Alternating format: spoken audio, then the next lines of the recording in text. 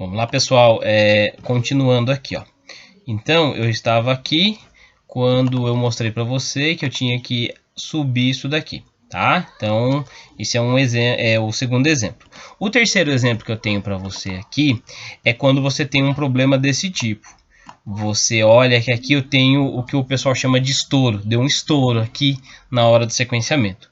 Isso tem várias considerações de quem está fazendo o sequenciamento lá. Ou você não secou sua amostra corretamente, não retirou todo o álcool, ou tem alguma contaminação, tá? Então, assim, tem várias considerações. O que atrapalha é que um estouro desse de pico vai inviabilizar sua sequência. Então perceba que esse estouro foi próximo de 80 pares de base. Então você perdeu aqui esses 80 pares de base, tá?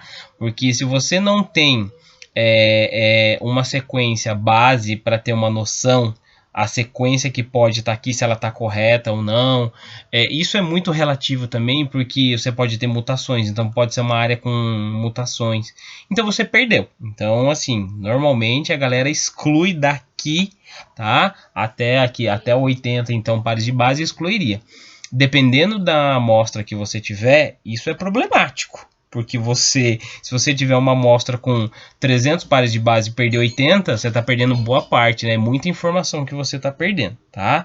Então é só um exemplo do que pode acontecer. Olha, aqui teve um leve estouro aqui, mas ele nem chegou a inviabilizar a definição dos picos. Aí você pode ver que depois, olha, a sequência continua boa.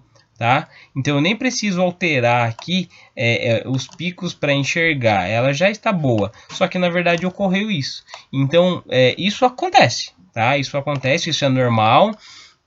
A gente passa nervoso mesmo, isso é o que mais a gente passa em biologia molecular e nessa parte, e infelizmente tem que refazer, não tem outra alternativa, tá bom? Então esse é um exemplo que pode acontecer.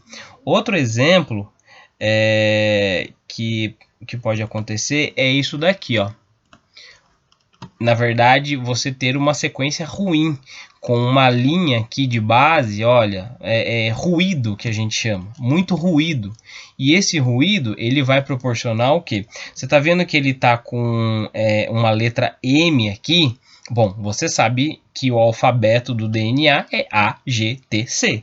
Então esse M, esse R que está aqui, ele não deveria estar aqui, certo? Só que isso é chamado de base degenerada. Essas bases degeneradas é quando o laser do sequenciador ele não consegue definir. Então eu vou colocar no site para você dar uma olhada aqui, ó. Quando você olha aqui, ó, você tem adenina, citosina, guanina, timina. Aí olha só, R. O R aqui pode ser um A ou um G. Vamos voltar lá. Então o R aqui pode ser um A ou um G. Ele não conseguiu identificar. O M, vamos dar uma olhada no M, que ele mostra lá. Um M.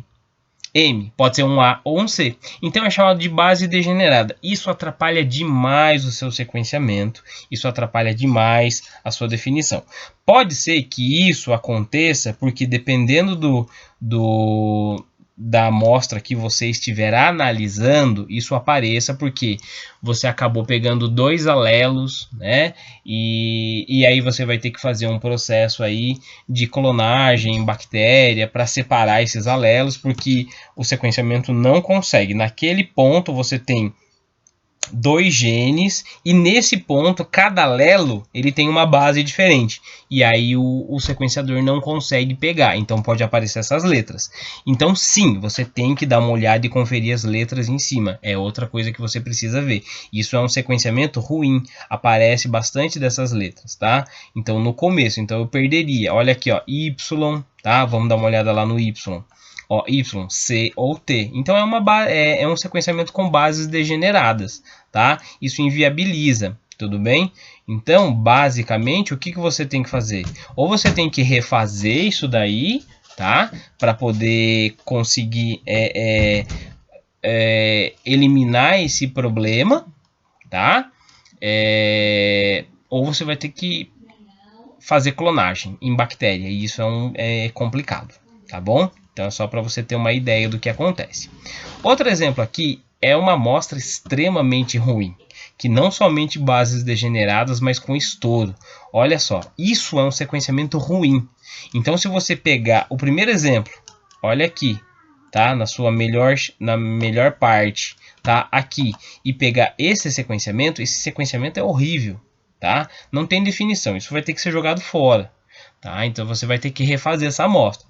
Então N problemas podem ter acontecido e você obteve isso daqui na hora de purificar essas amostras, na hora de fazer a reação de sequenciamento. Então assim, são processos, você que está passando por isso. Se você só fez a PCR e enviou para a pessoa, então assim, o cuidado depende da pessoa que está fazendo a reação de sequenciamento. Depende da purificação que você mandou a sua PCR, né? A sua reação. Depende de uma série de coisas. Então esse sequenciamento vai ter que ser jogado fora. Ele não serve para nada, não serve para trabalhar. Tá? Então eu só estou mostrando exemplos para você do que você deve considerar e do que você não deve considerar. Tá bom? Aqui, mesma coisa, um sequenciamento horrível, não tem definição alguma. Tá? Então são exemplos do que pode acontecer com você. Então isso te ajuda, te norteia a trabalhar. Então basicamente é isso que eu quero que você perceba. Tá? O que eu considero, o que eu não considero. Depende do que vai cair na sua mão. Tá? Então você pode ter uma sequência assim, bonita, né? E aí você tira aqui, ó. Eu basicamente considerei, acho que a partir do 40 aqui, tá? Eu já considerei. Você pode ter uma sequência bonita mais baixa, e aí você vai ter que refazer do mesmo jeito, tudo bem? Porque para ter uma certeza, né? A gente trabalha com evidências e a gente trabalha também com um grau de certeza maior na ciência, então é preciso refazer. Infelizmente isso gasta dinheiro, mas é necessário, tá? Ou você pode ter uma sequência que no todo dela, ela tá bonita, né? Ela, indiscutivelmente isso tá bonito, isso tá viável, só que teve um estouro aqui no começo. E aí você perdeu até mais ou menos 80 pares de base, você perdeu. A menos que você queira considerar isso, o que não é viável. Qualquer especialista em bioinformática vai dizer para você, não considera essa parte, tá? Então, assim, são coisas que podem acontecer e que vão aparecer para você, você só precisa estar atento, tá bom? Depois eu entro com a parte de edição, então, para vocês.